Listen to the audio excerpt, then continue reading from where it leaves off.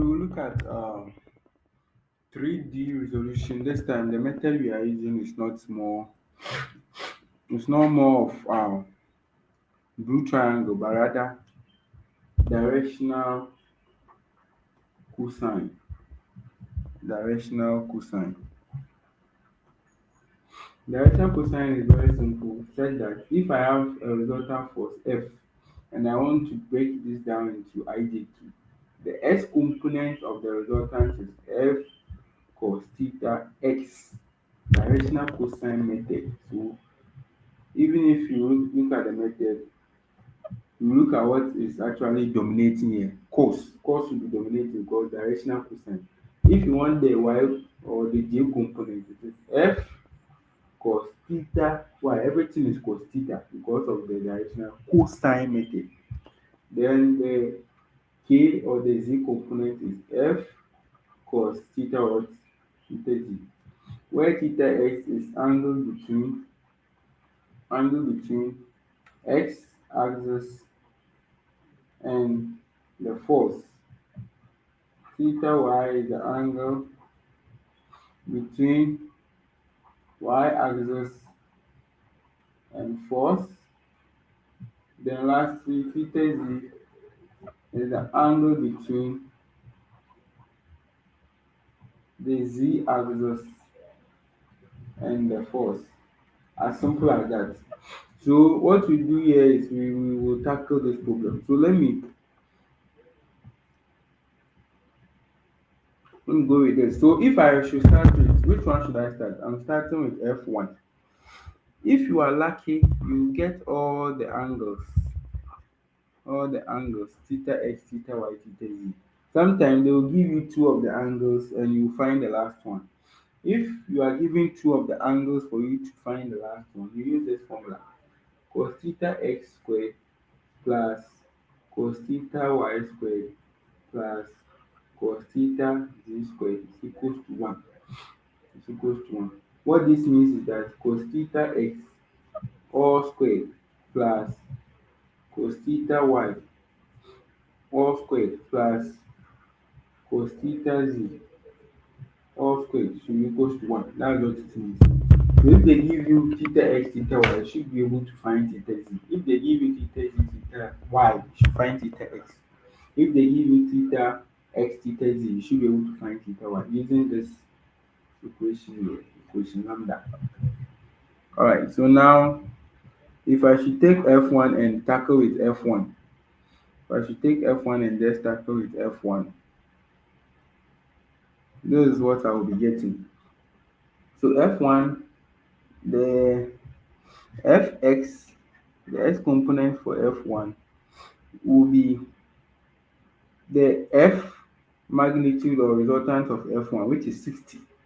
So it will be 60 cos theta. What is the theta x for F1? The angle between F1 and the x is 45. You can see the angle between the x axis and F1 is 45 here. So cos 45 degrees. And that one will give you, this one will give you 30 root 2I. Then I have F1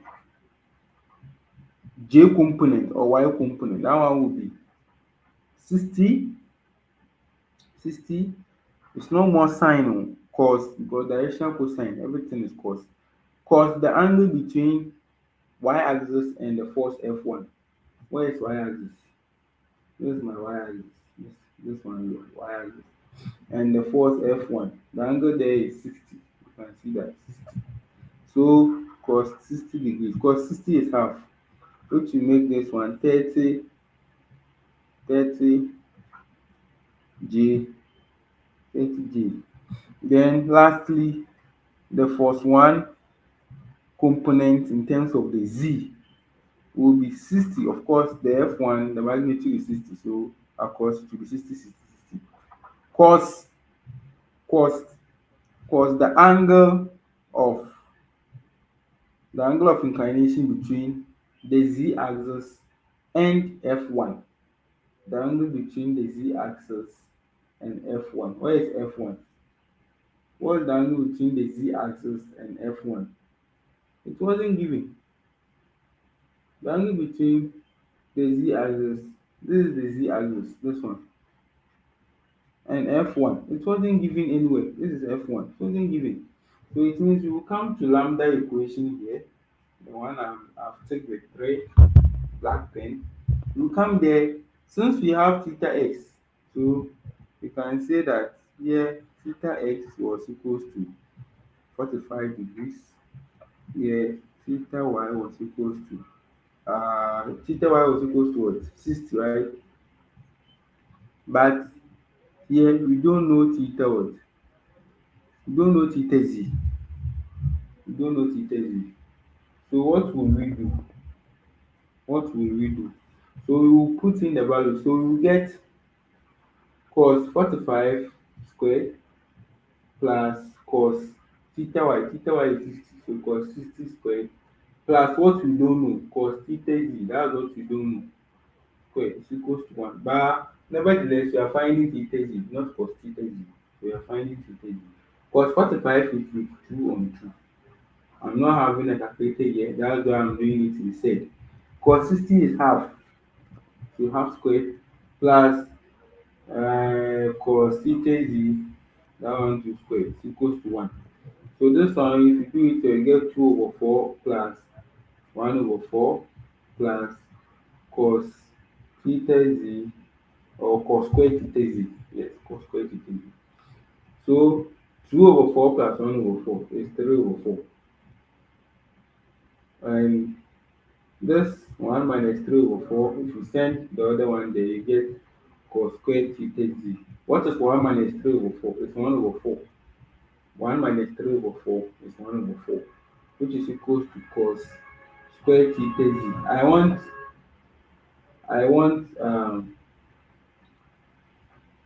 theta z. So this one will be square root of 1 over 4. Whenever you take square root, you have plus or minus. So this will be plus or minus. Square root of 1 over 4 is 1 out of 2. Yes. So I get cos theta z to be equal to 1 out of 2. Then theta z will be equal to cos inverse of half. Cos inverse of half, which is 60 degrees. Which is 60 degrees. Yes. So cos inverse of half is either 60 degrees or 60 degrees or is it 330? I'm sure 60 degrees or 330. So let me cross check whether cos 330 is half. Alright, so it's 60 degrees or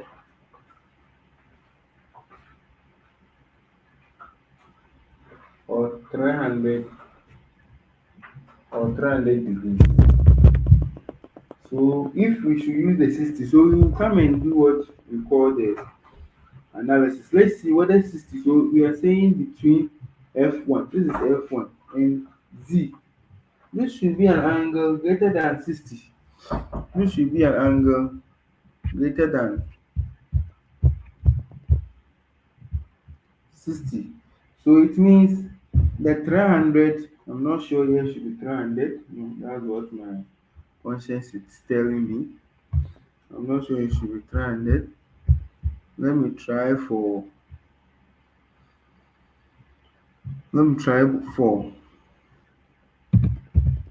here. I'm coming.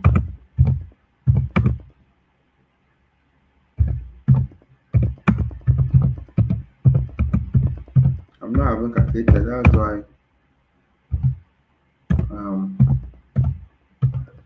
I'm trying to fish this out.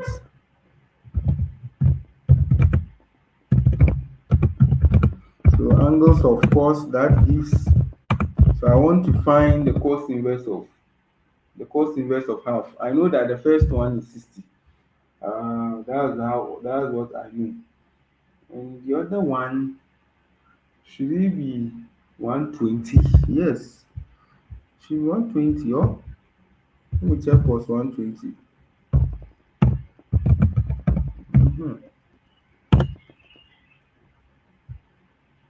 Let me check cos 120 and see. Yes, so this is how it will be. So we have, as I told you, we have positive. No. We have the positive and the negative. So if I should take half for the first one, that's why I'll get the 60. Then I will do another one, theta z. This time cos inverse of, I'm taking the negative half because I said you get plus or minus. Are you okay? Yes. So cos inverse of negative half. Then that one give me the 120. So okay, this is 60, this is 120. So you take both sides. You take, because it's plus or minus. So in the first case, I took only the positive sign. That's the half. That gave me the 60. But I should have also taken the negative half as I'm having here. Alright, so now let's cross check. Yes. So this should be something around 120 because we are looking for the angle between Z and F1. Yes, because this 60 plus 45 square is 105. So it means 120 makes sense from Z to F1. So I'm using theta Z here. So I'll found theta Z. So I'll clean the question mark. I'll clean this. I've seen the answer. It is 120.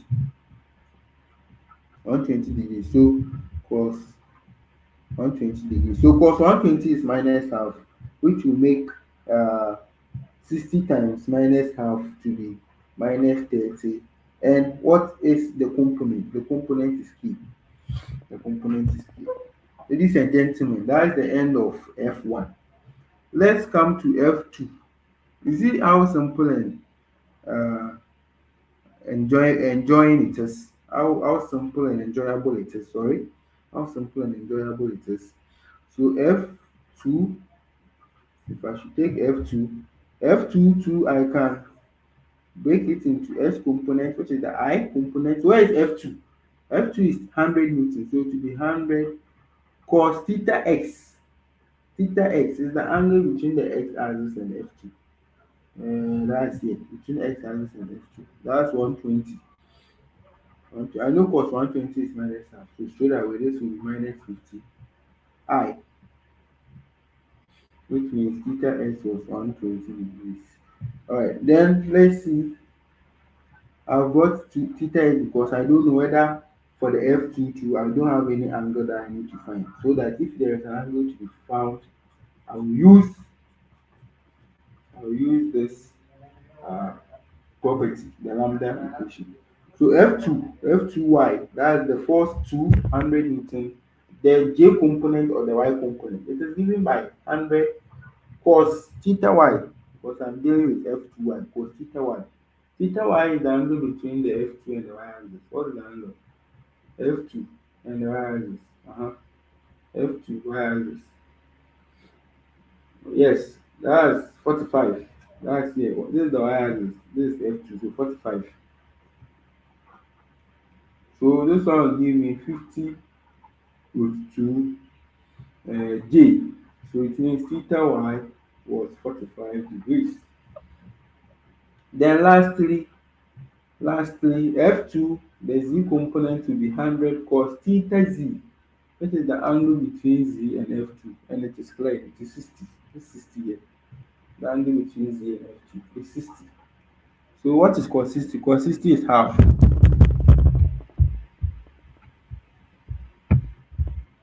Um, Cos 60 is half.